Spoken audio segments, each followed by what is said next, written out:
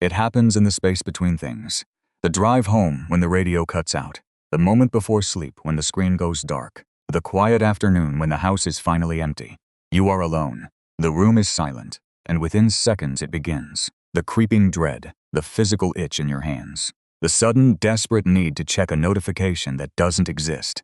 To play a video you don't even want to watch.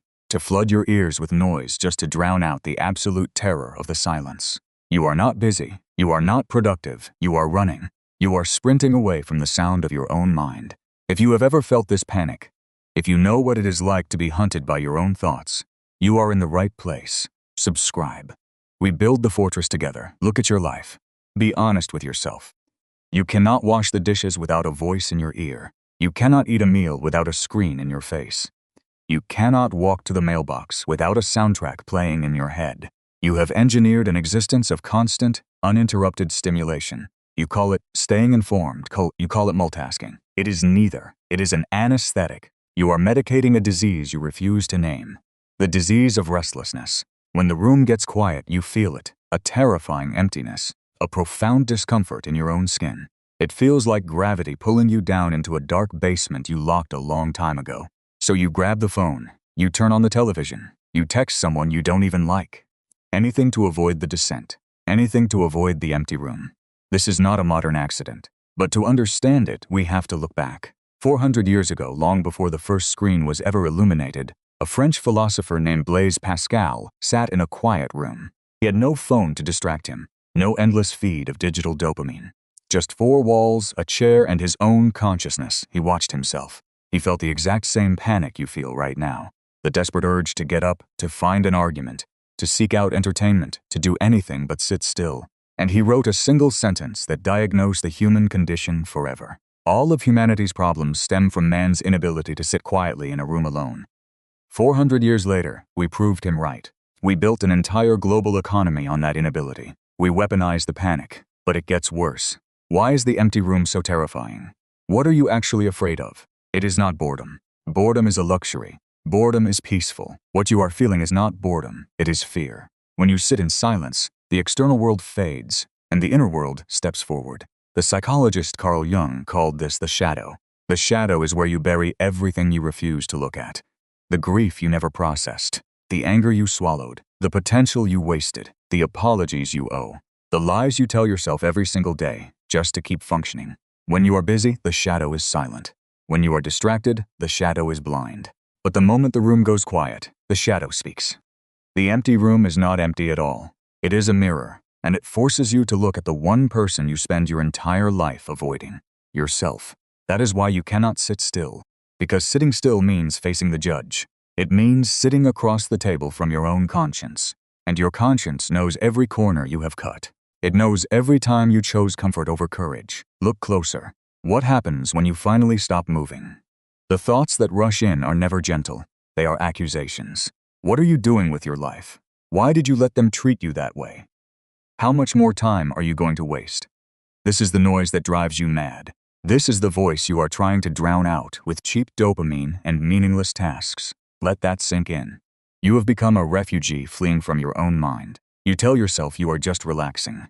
You tell yourself watching mind-numbing content for 3 hours is how you decompress from a hard day. Stop lying. You are not relaxing. True relaxation restores you. True relaxation brings peace.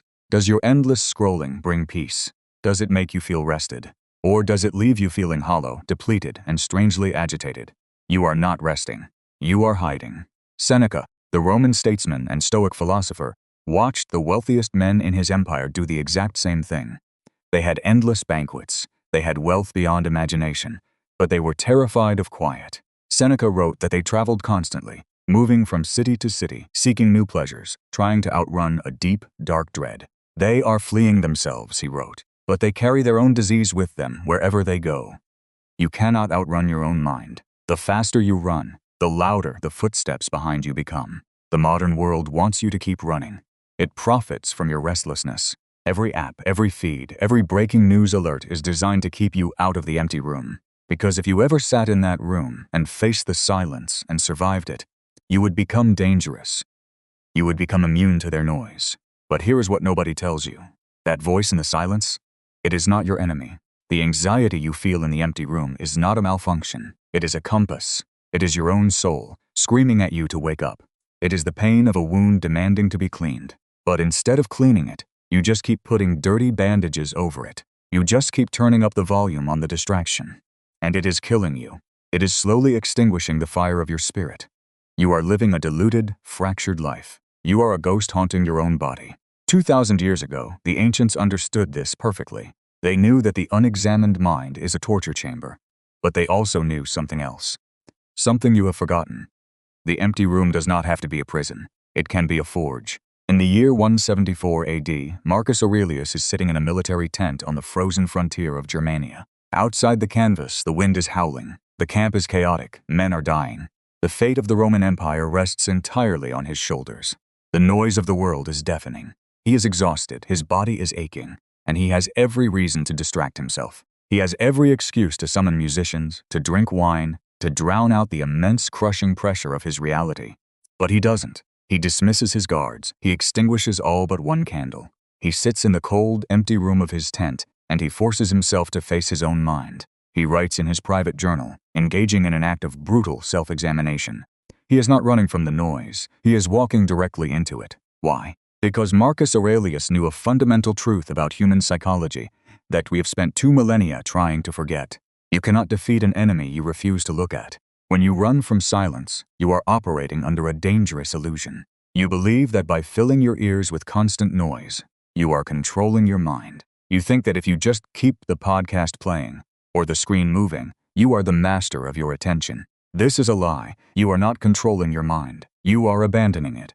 You are leaving the gates of your inner fortress wide open, allowing any wandering merchant of dopamine to walk right in and sit on your throne. And while you are distracted, the unprocessed pain, the unacknowledged fears, and the quiet resentments are multiplying in the dark. They do not disappear just because you stop looking at them. They fester, they grow heavier, they take root in your nervous system, and they begin to drive your behavior from the shadows. You snap at people you love. You lose your temper over nothing. You wake up with a tight chest and a heavy jaw, and you have no idea why. You fill your ears with noise, because as long as there is noise, you don't have to listen to the ticking of the clock. You don't have to face the terrifying reality of how much time you have already wasted. But that's not even the real lesson. The real lesson is something far more disturbing. When you finally turn off the screen and sit in the silence, the initial panic you feel is not actually your fear. It is the panic of the false self. For years, you have built a version of yourself that only exists in motion. A version of you that needs constant validation, constant input, and constant distraction just to feel alive. When the room goes quiet, that false self begins to suffocate. It screams for its medicine. It begs you to pick up the phone. It convinces you that if you sit still for one more minute, you will lose your mind. Let it scream. Let it starve. Because only when the false self is starved can the true self speak. Carl Jung understood that the silence is the only place where you can meet your shadow, the parts of you that you have rejected, the ambitions you were too afraid to pursue, the grief you never allowed yourself to feel, the anger you swallowed to keep the peace. When you sit in the empty room, the shadow will step forward. It will bring you your failures. It will present you with your inadequacies. It will make you intensely, unbearably uncomfortable. And this is where everything changes. Most people run at this exact moment. They feel the burning discomfort. They label it as anxiety, and they immediately reach for the nearest digital anesthetic. They abort the surgery just as the scalpel touches the skin. They choose the slow decay of distraction over the sharp pain of healing. But what if you didn't run? What if, the next time the panic of silence hits you, you simply stayed in the chair? The Zen masters of the East developed a psychological framework for this exact moment. They did not view the chaotic mind as an enemy to be destroyed. They viewed it as a storm to be weathered. They understood that the mind is a machine designed to generate thoughts, and you cannot stop a machine by yelling at it. When you sit in the empty room, the thoughts will race. The anxiety will spike. Your brain will throw everything it has at you to get you to move. Do not fight the thoughts. Do not argue with them. And most importantly, do not judge yourself for having them. Imagine you are sitting on the bank of a dark river. The thoughts are debris floating by in the water. A memory of a past failure floats by. Anxious dread about tomorrow floats by. An overwhelming physical urge to check your phone floats by. Your only job is to stay on the bank. Do not jump into the water to drown the debris. Do not jump in to swim with it. Just watch it pass. Acknowledge it and let the river carry it away. The first 5 minutes of this practice will feel like absolute torture. Your nervous system will rebel. Your skin will crawl. It will feel like a physical withdrawal because that is exactly what it is. You are detoxing from a lifetime of chronic avoidance. You are breaking an addiction to escaping yourself. Sit through the fire, because right on the other side of that intense discomfort, something miraculous happens. The thoughts begin to slow down. The debris clears. The dark water calms. And for the first time in years, you will hear a voice that does not belong to a commentator or a news anchor or a toxic friend or the frantic expectations of society. You will hear your own voice. You will discover that the empty room is not a prison cell. It is a sanctuary. It is filled with your own sovereign presence. The ancient Stoics called this finding the inner citadel. It is the core of your being, untouched by external circumstances, untouched by the opinions of others, untouched by the frantic, desperate pace of the modern world. It is the only place where true power is forged. But you can only find the citadel if you are willing to walk through the wasteland of your own silence to get there. And once you see this, you cannot unsee it. You realize that the ability to sit in silence is not a passive act. It is the most aggressive, powerful move you can make in a world that profits from your distraction. Silence is not the absence of noise. Silence is a weapon. When you can sit alone in a room without flinching, you become dangerous to a system that needs you to be weak. You can no longer be manipulated by cheap outrage. You can no longer be bought with cheap dopamine. You stop reacting and you start observing. You take your mind back from the thieves who stole it. When you conquer the empty room, you conquer everything outside of it. Look at the people around you. Watch them in public. They cannot stand in line for 2 minutes without pulling out a screen. They cannot sit at a traffic light without checking a feed. They are terrified, reactive, and entirely predictable.